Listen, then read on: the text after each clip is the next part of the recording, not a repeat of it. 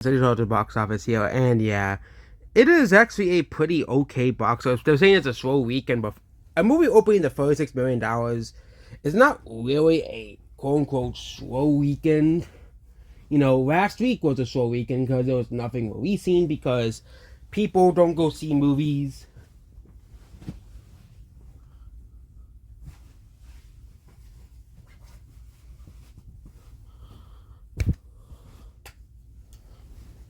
Movies that are not part of a franchise anymore, and that is becoming more and more of an undisputable fact at this point. That if your movie is not part of a franchise, an ongoing series, as well, for example, 45% of people who went to go see the movie Dogman, half of people who went to go see Dogman said it was because it was a part of a franchise or something they were familiar with, which really shows that the franchise artificially boosts a lot of movies' box office 100% because you have that recognizability, and unless people would realize this and Hollywood will realize this, that we need to also have movies that are not familiar, that are not part of a franchise, to also be successful, or else we won't really have much innovation in the film industry, because all the innovative movies will do poorly and thus not make money. Doesn't matter how many golden men they win, it doesn't matter how much money they make. So, I'm making fun of the Oscars now, but Dogman is the number one movie at the box office for DreamWorks. It only opened to 4 million internationally, but again, it's not releasing in many international markets at this current moment. It has not released in many until like April for some strange reason. Again, I will never understand why Hollywood sometimes has these strange releases for international. Let's release them all at once. Like, it isn't that difficult. Okay? Let's release them all at once. Like, I don't know why it's so hard. Oh, this country has to wait until April to see it, while everybody else has a chance to see it. Oh, if you live in New Zealand, you have to wait until April 10th, which means if you're on any social media and you're trying to avoid spoilers, well, good luck. You either have to move to a country where it's available, you have to fly to a country where it's available, where the movie's available, or you have to wait months for the movie to come out. I'm so sick of Hollywood doing this, but again, this is kind of like the stupid Village to wide release movie release, where they not only mostly do it for indie movies, it's just a old trend that just needs to die. Why don't you just have all the movies out internationally at once, with the internet, with the domestic box office, so we can have, so people don't have to wait months to see the movie, especially if it's like in Australia or UK, or, so if it's like a couple week delay because of language barriers and stuff, that makes sense. But Australia having to wait until the 3rd, or having to wait for the 10th for Germany, when there's likely going to be spoilers all over the internet, for months and months, especially when the movie comes to streaming, when it comes to PVOD as well, that's going to be a pretty bad thing, because it's going to affect the overall box office of the movie, because people will, use VPNs to stream the movie. And that is about Dogman, and the movie has done pretty well, and it's opening companion, again, another movie.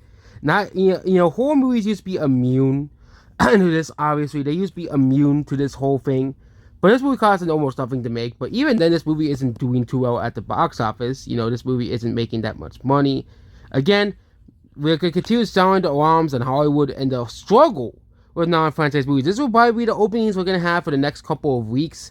Months. Because Hollywood had those strikes, which, a lot of them are a bunch of non-franchise movies that are not going to make all too much money at the box office.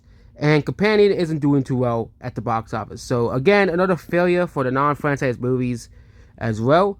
And a failure for Warner Bros. Altogether. So, next is Mufasa. Surprisingly, this movie is still continuing to make money. No, it's not going to make $1 billion, okay? But again, it really shows that non-franchise movies cannot really hold the box office. But Mufasa, despite being a terrible movie and a terrible film, guess what? It still managed to make $653 million, like how Moana made $1 billion, because the franchise is probably carrying it. The recognizable characters, and this is Hollywood's biggest problem. Yes, they'll make tons and tons of money from these movies like Sonic 3, Mufasa, and Moana 2, but the thing is, people are going to eventually get sick of seeing the same thing over and over again. And you started to see that in 2023, especially with Transformers, The Flash, and many other movies. And yes, people are going to make the argument, but those movies were bad movies, so therefore they didn't make any money. 2024, saw so many successes. And yeah, it is correct. Godzilla did well, Kung Fu Panda did well, despite both movies having negative reception, which really shows you that Rotten Tomatoes doesn't really matter all too much anymore like it used to 2 or 3 years ago as well. And summer 2024 was pretty successful as well, with Inside Out 2 and Despicable Me 4 and Twisters, and obviously doing pretty well. But Mufasa, A Lion King, is the enigma why this movie is having such great and amazing legs. Again, this movie's not gonna make that much more money. It's already in the single digits, like Sonic 3 is. So don't expect this movie to make that much more money. It'll probably make like 20 million more domestically if it's lucky. So yeah, because there's gonna be new movies coming out. It's gonna be competing with newer movies. It's gonna start losing feeders as well. Like Sonic 3 is. And yeah, Mufasa the Lion King is still in feeders. Next is Flight Risk, because it's probably gonna lose a lot of feeders next week. But again, not being a part of franchise means that there's no interest for this movie. So yeah. Next is Sonic 3, which is still in feeders. The movie will likely near $500 million globally. But again, compared to Sonic 2, this movie is actually doing slightly better than Sonic 2 as well. But this movie, like with Mufasa, is starting to lose a lot of feeders. And now it's starting to have these big drops as well, like 49% as well. Hey, at least it's doing better than movies like Wolfman. Wolfman is a huge failure. But Sonic 3 and Mufasa were like the last big movies for a while. So, fuck up Hollywood, you're gonna struggle over. Actually, there's 2 Disney movies, but those movies are in my head of tons of controversy, so we're not really counting them. Also, the Minecraft movie, but that's another movie in my head of a lot of controversy. And there's a few movies based on video games that are coming out that are not really too talked about. So, really, then the next big movies will be in May. Okay, which is wild. Dogman's doing okay, but you don't really have any huge movies until May, which is pretty funny. That Hollywood's gonna struggle for months and months. We love to see it.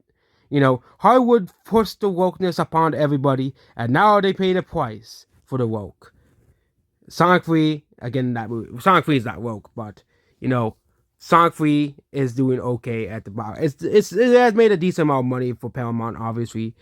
Moana 2, this movie is definitely slowing down at the box office. I don't think it's going to make that much more money domestically. Internationally, it might as well, but domestically, this movie is losing a lot of feeders. It has lost another 300 feeders this week, and has dropped another 32%, obviously dropping to number 7 as well. So, again, Moana 2 isn't too great of a movie, but again, bad movies have made $1 billion before, like Captain Marvel, example, The Last Jedi, The Rise of Skywalker. This is a complete unknown. It is a complete unknown why this movie is failing. It's totally because, and they can make excuses for this movie all they want, saying that, but the reason why it's failing because it's not a part of a franchise. Actors don't really sell tickets anymore, and the movie actually still made a decent amount of money, $66 million domestically. It's still a decent amount of money, but it was mostly from the Christmas holiday box office as well, and also lack of new releases. But Disney, again, has another failure on this hand. This movie costed $70-80 million to make, which is pretty expensive for a biopic movie. And really, now you're going down to the more, lesser-known artists. Outside Michael Jackson, you're going down to the lesser-known artists and singers that people really don't care for or really don't know. Like, most Gen Zs don't know who Bob Dylan is. I know everyone of the year will like to say he's the greatest songwriter ever, but most people under the age of like 40 don't know who he is. So, it's not gonna be, a huge success like the Taylor Swift movie was, okay? As well, or the Michael Jackson movie will be. So, another L for Hollywood and Disney, because Disney was the one who made this movie. So, yeah, so this is a huge L. Again, not being a part of franchise, I think really hurt this movie as well. And also, the singer is not too famous outside of, music nerds and music geeks, obviously. But next is The Brutalist, which has only made $12 million at the box office. Again, this is a Golden Man movie, but again, just because this movie is nominated for Golden Men or the Oscars doesn't mean the movie will make money. Yes, absolutely. So yeah, yeah. Next is Dennis Pantera. I do not understand why Lionsgate is greenlighting a third movie when we see the box office for the second movie and it isn't really doing too well. It actually is doing worse than the original, which is pretty funny. But Lionsgate is still gonna make a third movie because why not? Because Lionsgate has no franchises, so they're going to continue making sequels to movies that were slightly successful. So but this movie is a big failure. This movie cost like $40 million to make and it has barely made back its money as well. So yeah. Next is Presence, which also isn't doing too well. It has dropped massively in terms of box office and feeders, which means this movie's gonna probably be out of feeders next week as well. Next week is gonna be a very, very slow week because of course it's the boring Super Bowl as well. I don't care what people say, the Super Bowl is boring, sports are boring, and sports are uninteresting. So next is Wicked, which has made several $118 million. But nope, Odin, you're wrong. It's not gonna make $500 million domestically. I was right at the very, very end. Just remember, this movie was supposed to make $500 million according to Odin. It did not. And this movie is dropping out of feeders massively. It lost like 800 feeders. This movie is also on PVOD, which I think also does not help this movie, obviously, as well. As this movie has been on PVOD since the 31st, which, as well. And also newer movies are coming out with, like Dogman, which are going to take away its audience. And then Wolfman. Not Dogman, Wolfman. Yeah, no one cares about this movie. Moving on from Wolfman, already one of the biggest failures of the year. And then we have Nose to Reboot, which is still in theaters. The movie has made $94 million at the box office and has made $132 million.